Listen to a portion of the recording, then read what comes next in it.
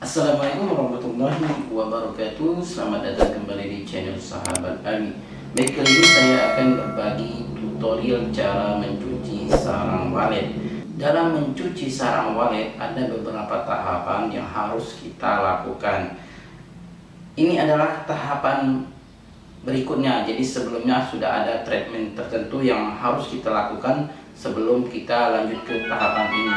Sebelum tahapan ini ada tahapan sebelumnya yang harus kita lakukan nih, seperti penyortiran maupun penggerindaan bagian kaki-kaki sarang walet ini.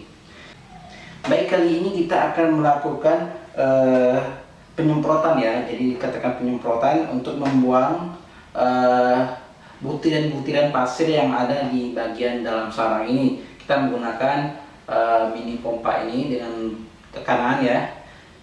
Tapi sebelumnya kita lakukan penyikatan terlebih dahulu. Bagian permukaan sini kita lakukan penyikatan dengan sikat gigi. Setelah itu lalu kita lakukan penyemprotan di bagian dalam dan sekitar dari sarang walet ini. Baik, silakan disimak video ini selanjutnya.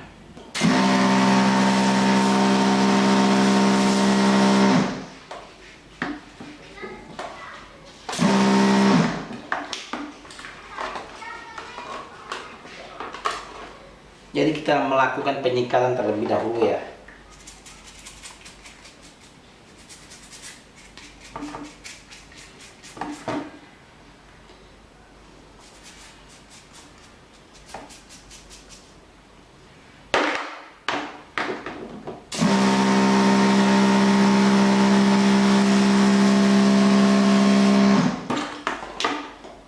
Dan jangan lupa kita keringkan ya.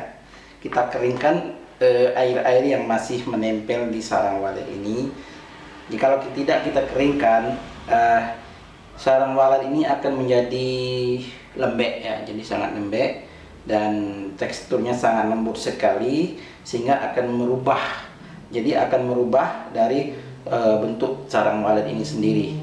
Dan juga nantinya pada saat kita melakukan pencabutan bulu akan banyak susutnya, jadi serat-seratnya akan banyak terikut pada saat kita mencabutnya nanti.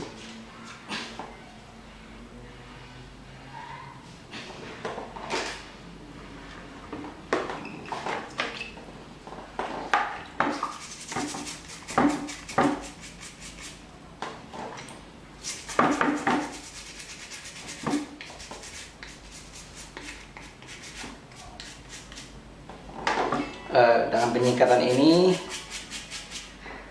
jangan terlalu lama ya, jadi jangan terlalu lama, dan juga jangan terlalu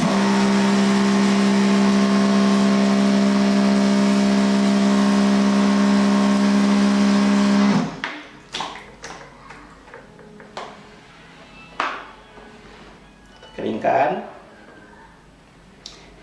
Setelah kita keringkan, jangan lupa ditaruh lagi di dalam cetakan ya, agar bentuknya ini tetap utuh seperti ini, tidak berubah. Kita cari saja yang sesuai ya.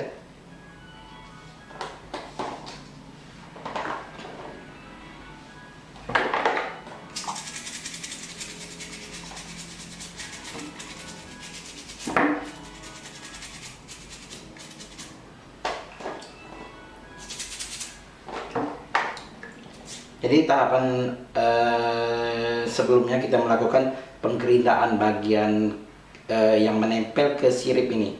Jadi ini biasanya sebelum kita gerinda, ini banyak kayu yang menempel maupun warnanya yang ke kuning-kuningan. Kita lakukan penggerindaan maupun kita melakukan pengkateran. Jadi kita sayat dengan cutter maupun kita melakukan kita kikis ya. Kita kikis dengan mini grinder seperti video kami sebelumnya.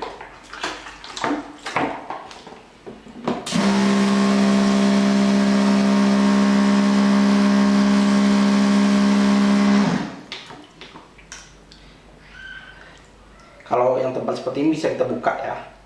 Kita buka, usahakan jangan lepas ya. Jadi kalau seratnya lepas dari bentuk sarang ini, tidak bisa kita tempel lagi dan akan menyebabkan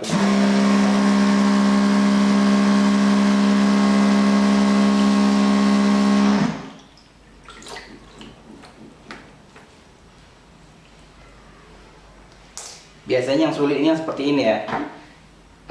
Bagian dalam serat ini akan sulit kita membuang bulu-bulu halusnya nanti.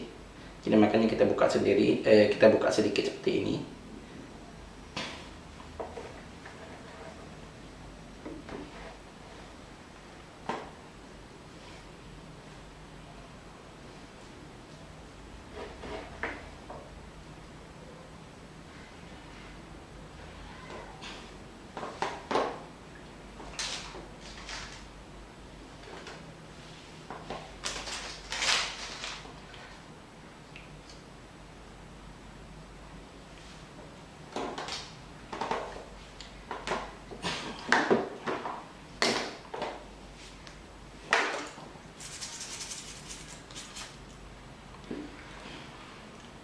Untuk mini pompa yang saya gunakan ini, sahabat bisa lihat di review video kami sebelumnya ya.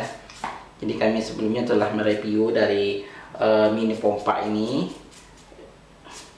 kita unboxing ya, dan juga kita sediakan link pembeliannya juga biar sahabat semua bisa mudah untuk mendapatkannya.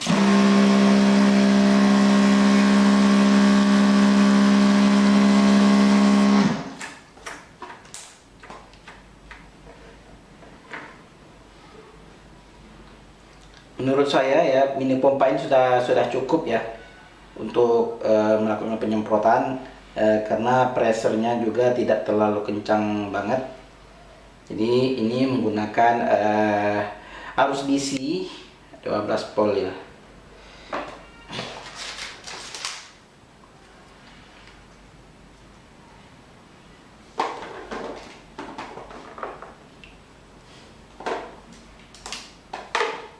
Kita lakukan hal ini sampai selesai ya, sampai habis sarang yang telah kita sortir maupun yang telah kita grading.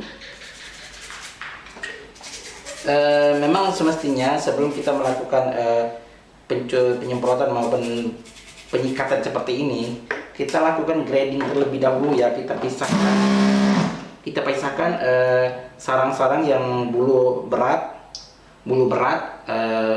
atau bulu lebat, kemudian sarang yang bulu sedang, bulu ringan, maupun sarang yang pelontos. Itu dari segi jumlah banyaknya kotor ya. Jadi ada juga kita grading berdasarkan bentuk. Ada sarang mangkok 1, mangkok 2, maupun mangkok 3. Ada juga lagi sarang sudut, bisa sudut 1, sudut 2, sudut 3, dan juga sarang patahan. Itu kita grading terlebih dahulu karena sarang saya ini tidak terlalu banyak, jadi tidak saya lakukan grading dan saya melakukan pencucian sendiri. Setelah kita lakukan penyikatan maupun penyemprotan ini, kita simpan sarang ini selama 1 malam ya. Jadi perlakuan seperti ini dilakukan di kayak ini sore hari.